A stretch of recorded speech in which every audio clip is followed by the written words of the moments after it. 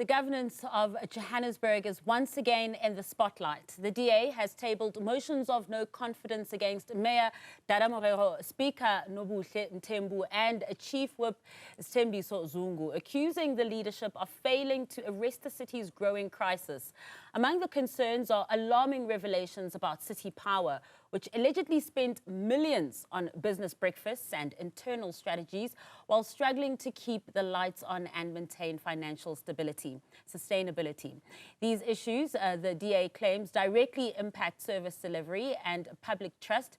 Joining me now to discuss this is Tyrell Meyers, the DA's shadow MMC for Environment and Infrastructure. Councillor Tyrell, thank you so much for joining us this evening.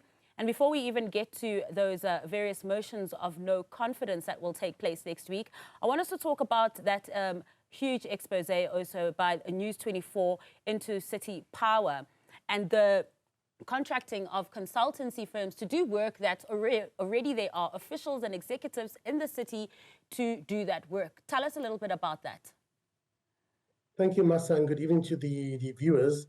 Look, as the Democratic Alliance, we are deeply concerned about where these monies are going in city power, especially when there's a bit of a crisis of governance in city power. We are seeing massive outages across the city of Johannesburg, and they're spending over 6 million rand on a business breakfast. What is the return on investment? How does that help the residents of Johannesburg?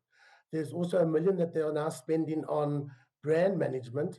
What is the purpose of this? There are officials in the entity that can do this. So this is very concerning. We are going to be writing to the necessary authorities for answers. We've already probed last year in November. There's a 16 billion overdraft that we are concerned of. We've already written to the NEC of COCTA as well as the National Treasury and the Auditor General, because 16 billion is a huge concern. It actually questions the solvency of the entities such as City Power, which is actually responsible for the distribution of our electricity in the city of Johannesburg, or for most parts of Johannesburg. I mean, you've mentioned the business breakfast as well as the brand strategy. There was also a new business unit that was enabled. What exactly was being paid for here?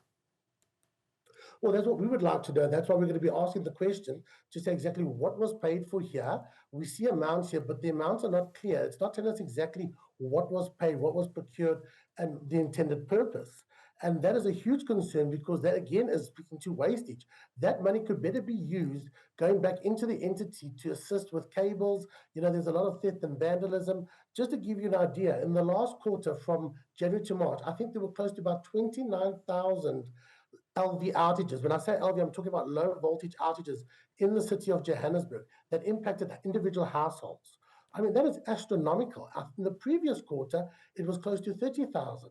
So you're talking about huge amounts of money, and that is going into non-essential things where they have got a team that can actually do this on their own without having to procure additional funds to redo this. It's almost like duplication of work. Now, how dire are City Power's financial books? We'll get to the city's financial books, but taking a look at City Power and what appears to be wasteful expenditure when it comes to this expose, are they even in a position where they could be spending this money?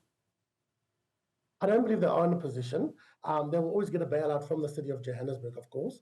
But I mean, what's also concerning, like I mentioned, is that the 16 billion, and that's also mentioned in the expose, that 16 billion is a huge amount. It's been growing.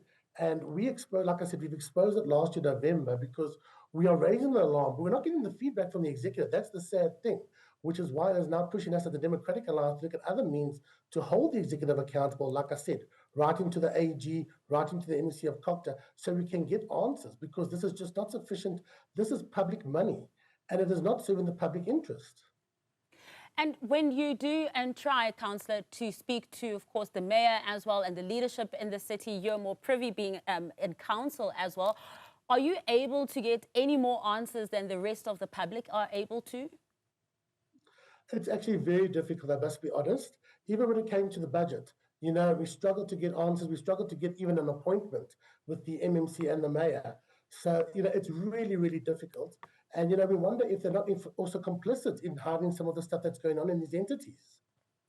In the State of the City address, you know, the mayor was also post the State of the City address. Just after that, the mayor was also on this channel. And he painted a pretty rosy picture to say, look, there are some challenges here and there, but, you know, the city is in a good state and the city is doing relatively well. But I guess anyone living in the city itself would have a different story to tell. Well, you just have to drive down the streets. Water's running in the streets. We've got more water in our streets than our taps. We've got areas that are without power. Just to put it to you that the turnaround time for city power to deal with an individual household is 24 hours to deal with an individual outage. It's now 3 to 4 days. That's not a pretty picture for the city of Johannesburg at all. Now, I mean, with the motions of no confidence, we've seen these time and time again. We have to also include the politics of it all, Councillor.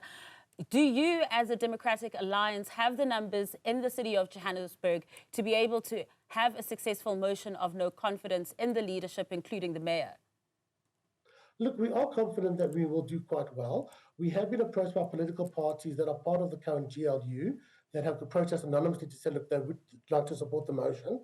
So, look, I suppose anything can happen on the day, but we have to do this because there is no accountability by the executive. The mayor is not accounting to us. Even the speaker that is supposed to hold the executive mayor accountable, she is not helping that process in getting the accountability by the executive mayor.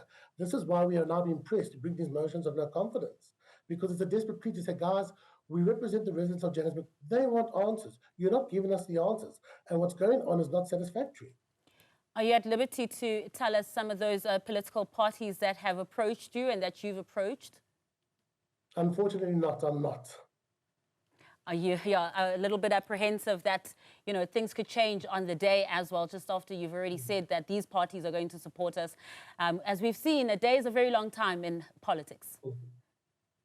Absolutely, you know, but anything can happen. You know, look, I can tell you that also behind the scenes, even ANC councils are talking about how bad the city is. You know, they just can't talk out about the executive, but we do hear it in the corridors of the city of Johannesburg, where they are complaining about the same things that we are complaining about. Now, just also before I let you go, Councillor, you know, the DA was also at the helm of the city of Johannesburg, lost the metro as well. And there were a lot of accusations from other political parties that the DA does just not know how to play with other political parties, that it's not a good coalition partner, and tends to enforce and bully other political parties. The DA itself had said that it's taken a look at the language that it uses and the approach that it uses when it comes to working with other political parties as well. Have you shed some of that to be able to have these conversations with people that you may not agree with on other matters? Look, we have made some successful coalitions in other municipalities across the country. Johannesburg was also an exceptional case. We had a party, the Patriotic Alliance, that was actually demanding 2 MMC positions. We felt that it was actually manifestly unfair for the size of their party. Other parties didn't agree with it, but we had to put our position on the table. Also, being one of the biggest parties, we also felt that we also need to also have a space to govern. You can't have a party that's made up of 8 seats, taking almost, you know, 20% or 40% of the councillors taking up the executive. It's got to be a fair distribution. So we stand on principle when we deal with coalitions. Sometimes you're not always going to get it right, but we have to stand on the principle. Councillor Tyrell, thank you so much for joining us this evening. That, of course, was the DA's Councillor Tyrell Meyers.